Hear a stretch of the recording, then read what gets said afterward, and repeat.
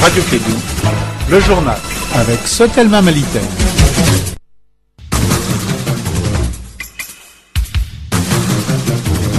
Il est 13h en temps universel, 15h à Paris.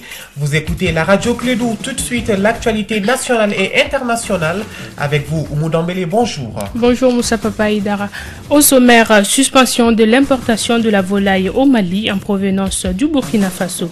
Telle est la nouvelle décision du gouvernement malien depuis la découverte de nouveaux cas de la grippe aviaire au Burkina Faso. On en parlera en début de ce journal. Autre fléau sur le plan national, celui de l'acquisition du passeport qui devient difficile pour de bon nombre de citoyens.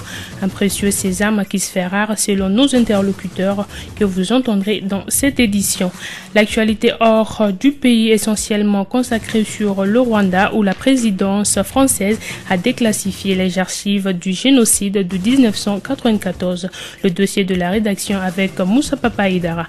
Enfin sport, c'est aujourd'hui qu'on connaîtra le pays hôte de la 31e édition de la Coupe d'Afrique des Nations. Le tirage au sort est prévu en ce moment au Caire et on espère savoir le pays hôte avant la fin de cette édition. Voilà, c'est tout pour le sommaire. Le développement dans un instant avec Oumou Dambélé.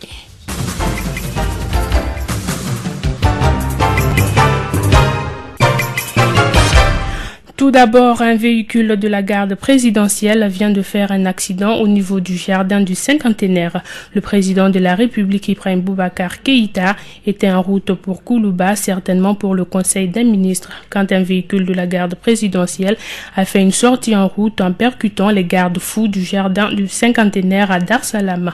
Le bilan est de 3 blessés, dont un grave. Présentement, il y aura un attroupement massif des forces de l'ordre sur les lieux. Les autorités burkinabées ont annoncé que leur pays connaît des cas de grippe aviaire. Donc c'est une maladie qui est transmissible à l'homme, ce qu'on appelle les zoonoses. Donc lorsqu'il y a une situation de ce genre, il y a les dispositions de l'Organisation mondiale du commerce et les textes nationaux, notamment le décret 505 qui permet à notre pays de prendre des mesures pour protéger la santé des personnes, pour protéger la santé des animaux. Et nous nous sommes inscrits dans ce cadre. Immédiatement, sur instruction du ministre du Commerce, un projet d'arrêté interministériel a été édicté pour pouvoir suspendre toute importation de volaille, de viande de volaille, originaire et ou en provenance du Burkina Faso. Et aussi, avant la signature de cet arrêté interministériel, nous avons pris les dispositions pour faire une lettre circulaire adressée à tous les directeurs régionaux qui délivrent aujourd'hui les intentions d'importation pour qu'ils ne délivrent plus d'intentions d'importation pour les importateurs qui veulent importer du Burkina Faso. C'était là le directeur national du commerce et de la concurrence, Modibo Keïta, au micro de Mariam Sidibé. Il se prononçait sur le nouveau cas de la grippe aviaire au Burkina Faso qui préoccupe le gouvernement malien. De ce fait, le ministre du Commerce et de l'Industrie, en collaboration avec le ministère des Finances ainsi que le ministère de l'Élevage et de la Direction nationale du commerce, suspendent l'importation des volailles burkinabées sur le territoire malien pour des raisons de sécurité sanitaire. Actualité dans nos régions à présent, la Commission nationale de gouvernance du mécanisme africain d'évaluation par les pairs au Mali, MAEP, tient des séances d'ateliers dans les 7 cercles de la région de Ségou. Démarrées par le cercle de Baraouli et de Nyono, ces séances permettront de renforcer le processus du mécanisme africain d'évaluation dans les 10 cercles. Un mécanisme d'évaluation auquel le Mali a adhéré en 2003. Le point avec Douba Dambélé. Il s'agit des séances d'ateliers de sensibilisation sur le MAEP, mécanisme africain d'évaluation par les pairs au Mali, chose qui va accroître le degré de sensibilisation des organisations de la société civile, des administrateurs et autres décideurs au niveau de 7 cercles de Ségou, sur le suivi et évaluation des actions d'amélioration de gouvernance. Ces ateliers permettront de veiller à ce que les politiques et pratiques dans les cercles de Baroueli, Bla, Massina, Nyono, San, Ségou et Tomignan bilan se conforme aux valeurs convenues dans les 4 domaines d'intervention, à savoir démocratie et gouvernance politique, gouvernance économique, gouvernance des entreprises et développement socio-économique. Il faut signaler que la Commission nationale de gouvernance CNG MAEP est appuyée par la Fondation Hans Sedel et l'Union européenne. Depuis Ségou, Douba Dambélé pour la radio Clédou.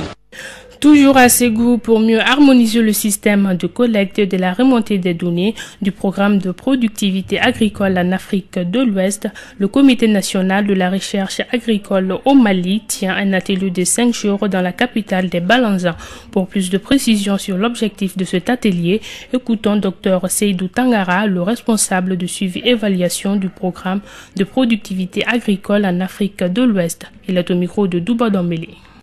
L'objectif recherché à travers cet atelier, c'est surtout de redynamiser notre système de suivi-évaluation. Le système de suivi-évaluation, non seulement au niveau du CNRA, et aussi au niveau du WAP.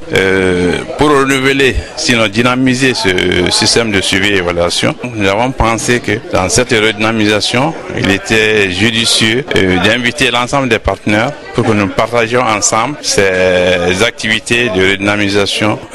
Si tout se passe comme on le souhaite et comme prévu, si le système est redynamisé, c'est-à-dire qu'on mettra un système qui fera travailler l'ensemble des acteurs concernés par les activités que nous menons. Dr Seydou Tangara, responsable de suivi et évaluation du programme de productivité agricole en Afrique de l'Ouest, il était au micro de Douba Dambélé.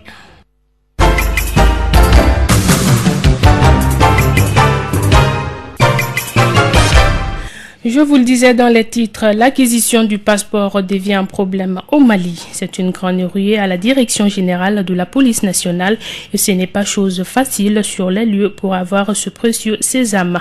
Les Maliens expriment leur ras-le-bol. Écoutons quelques-uns d'entre eux qui se prononcent au micro d'Aminata Diallo.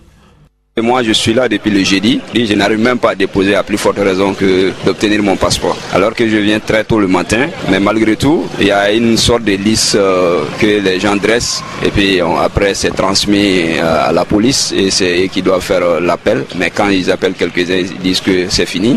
Quand même, il y a du monde. Il y a du monde et puis les gens n'arrivent pas à accéder à l'intérieur. Et puis ils disent aux gens de partir, de revenir le lendemain. Mais je crois que les policiers, eux, ils ont quelque chose à voir là-dedans de toutes les façons. Parce qu'ils font rentrer d'autres personnes sont à la porte. Bon, on ne sait pas réellement ce qui se passe. Et puis je ne vois pas pourquoi le problème du passeport peut être aussi difficile que ça. Ils disent qu'il faut 10 ou même 20 jours comme ça, mais ce n'est pas vrai. Tu peux attendre même un mois. Vraiment. Moi-même, je suis à la télé, journal télévisé. Ils disent que 2 semaines. C'est pas vrai. Plus que 2 semaines même. À peu près un mois. Si tu déposes normalement, le prix c'est le même. Mais j'ai entendu dire il y a des 60 000, des 80 000, même des 100 000, même 150 000. J'ai entendu ça à la porte, mais moi j'ai déposé ça à 50 000 francs. La mairie du district de Bamako a tenu hier sa première session ordinaire en son sein, figurant à l'ordre du jour l'adoption du compte administratif de l'exercice 2014. Le premier adjoint du maire du district de Bamako, Arima Kankeita, s'est prononcé au cours de cette session au micro d'André Traoré, où il incite aussi les citoyens à faire preuve de civisme. L'enjeu, c'est approuver le compte de gestion administratif du maire durant l'année de 2014. Donc, en même temps, inciter la population à faire davantage preuve de civisme. Le thème, c'est le compte administratif et la gestion de la propriété de la ville qui a été confiée à Ozone. L'autre attente, c'est d'abord faire approuver le compte administratif, aussi profiter de cela pour dire à la population que Ozone est là, c'est pour assainir la ville. Et si vous voyez aujourd'hui, même la poussière aujourd'hui à Bamako a baissé. Le bilan de 2014 n'a pas été très fameux. Nous avons un taux de réalisation de 29% en tout. Cela est dû principalement au manque de civisme. La population ne paye pas la TDR, personne ne paye rien et on veut tout de la mairie, personne ne veut rien y mettre. C'est d'abord plus de sensibilisation et plus d'autorité.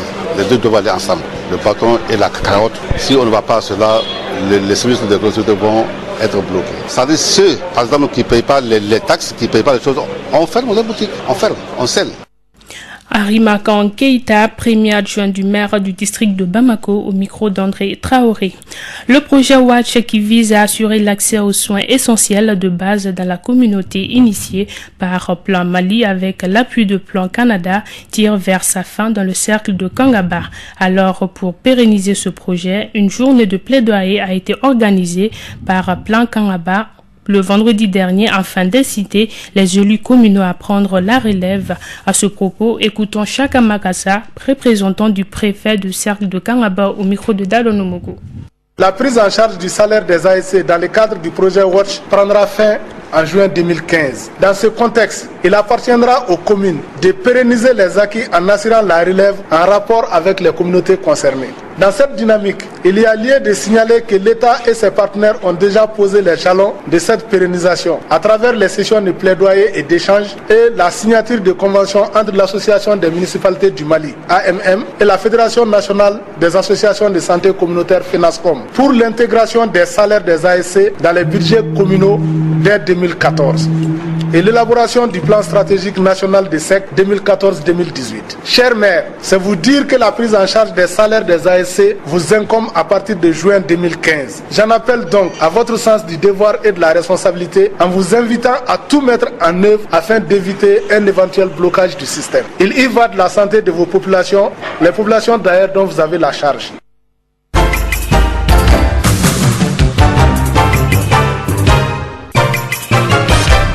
L'actualité internationale à présent. Hier, 7 avril, c'était le 21e anniversaire du génocide de 1994. À cet effet, la présidence française a déclassifié hier les archives sur le génocide de 1994. Et je reçois ici, dans ce studio avec moi, Moussa Papa Idara. Bonjour. Bonjour, Omoudambélé. Alors, parle-nous de ce génocide. Eh oui, on se rappelle, le 6 avril 1994, l'avion du président Hutu Juvenal Habyarimana, soutenu par la France, est abattu à Kigali. Le chef de l'État tué. Dès le lendemain, les massacres systématiques de Tutsis commencent. Entre avril et juillet, lorsque le FPR s'empare de Kigali, quelques 800 000 personnes, essentiellement issues de la minorité Tutsi, ont été tuées en une centaine de jours. Selon l'ONU, le FPR, désormais parti hégémonique au pouvoir, et le président Paul Kagame accuse la France d'avoir apporté son concours au génocide, ce que Paris dément formellement. Ces accusations ont provoqué plusieurs crises diplomatiques entre les deux pays, dont les relations ont été totalement gelées entre 2006 et 2009. En avril 2014, dans une interview parue à la veille du début des commémorations du 20e anniversaire du génocide, M. Kagame avait accusé la France d'avoir joué un rôle direct dans la préparation du génocide et d'avoir pris part à son exécution. La présidence française a donc annoncé hier la déclassification des archives qui devraient livrer un éclairage sur la politique controversée de Paris pendant cette période. Celle-ci s'étend de l'année de l'offensive du Front patriotique rwandais, poussé grâce au soutien de la France, jusqu'à la première année post-génocide, un massacre que la conquête du Rwanda par cette rébellion dirigée par Paul Kagame permis d'arrêter. Et aujourd'hui, le ministre rwandais de la Justice s'est félicité de la déclassification des archives sur le génocide de 1994 au Moudambélé. Merci Moussa Papa Idara pour ces précisions.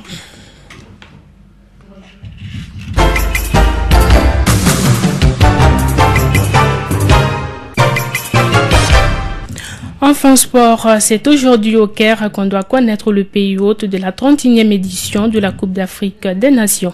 La Confédération africaine de football réunit en ce moment en assemblée générale qui doit annoncer qui de l'Algérie, du Gabon ou du Ghana remplacera la Libye qui avait renoncé à cette CAN 2017 en août dernier pour des raisons d'insécurité et d'instabilité politique. Rappelant qu'il y aura aussi le tirage au sort des poules. Voilà, c'est ce qui met fin à ce journal, mais avant de se quitter, le rappel des titres. Suspension de l'importation de la volaille au Mali en provenance du Burkina Faso. Telle est la nouvelle décision du gouvernement malien depuis la découverte de nouveaux cas de la grippe aviaire au Burkina. Autre fléau sur le plan national, celui de l'acquisition du passeport qui devient difficile pour bon nombre de citoyens, un précieux sésame qui se fait rare. En actualité internationale sûrement consacré sur le Rwanda. Moussa Papa Aïdara était là pour les détails. Enfin sport, c'est aujourd'hui qu'on connaîtra le pays hôte de la 31e édition de la Coupe d'Afrique des Nations. Le tirage au sort est prévu en ce moment au Caire et on espère savoir le pays hôte avant la fin de cette édition. Merci à vous de l'avoir suivi. C'est ce qui met fin à cette édition qui vous a été présentée par Oumoudombele, mise en onde à Boutouré.